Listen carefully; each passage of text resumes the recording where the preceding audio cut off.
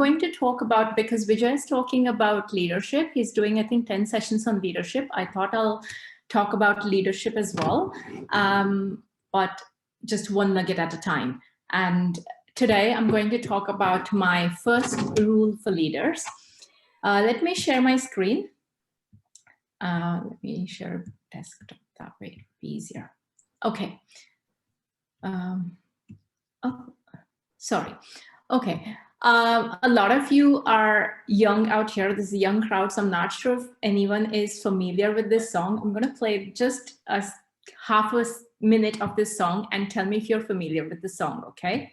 गरीबों की सुनो वो तुम्हारी सुनेगा गरीबों की सुनो वो तुम्हारी सुनेगा तुम एक पैसा दोगे वो 10 लाख देगा गरीबों की सुनो वो तुम्हारी सुनेगा.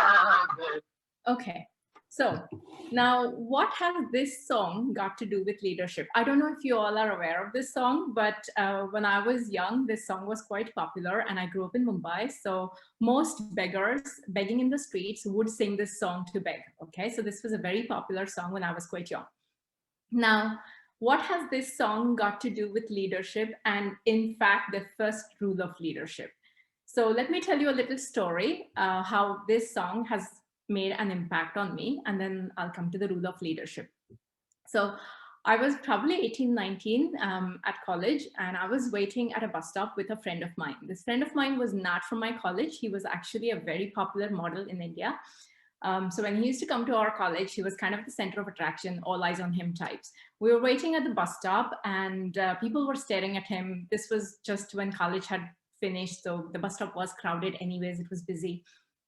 And beggars had a tendency of begging, coming to couples usually and harassing the girls, sort of going, you know, mem sab types, so that the boy or the guy who's with the girl gets a chance to show off. He'll kind of give money to impress the girl. That's the norm, right?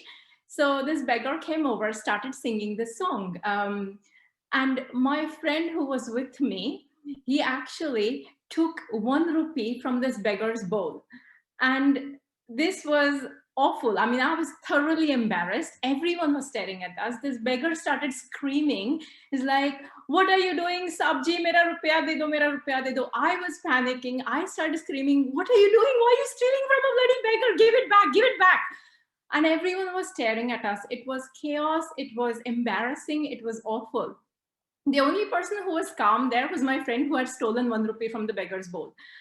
And then he was calm. Finally, when he got some room to speak, he said, I am not stealing from him. I am helping him. I said, how are you helping a beggar by taking 1 rupee from him? He said, listen to what he said. He said, tum ek paisa doge, wo 10 lakh dega.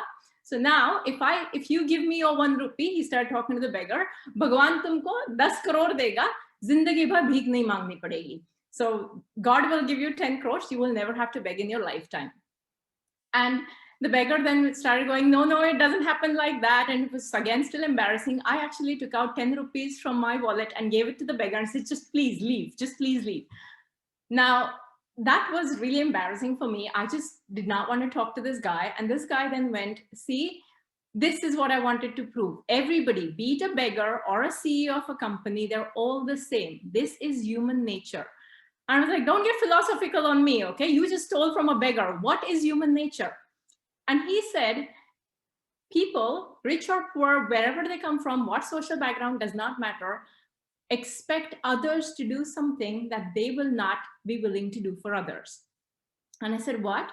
So he said, see, this beggar does not want to give out his rupee. Will he give out money to somebody who's poorer than him? This beggar at least was fully dressed. If he sees a naked beggar on the street, will he share his money? Probably not. So why does he expect others to do that to him?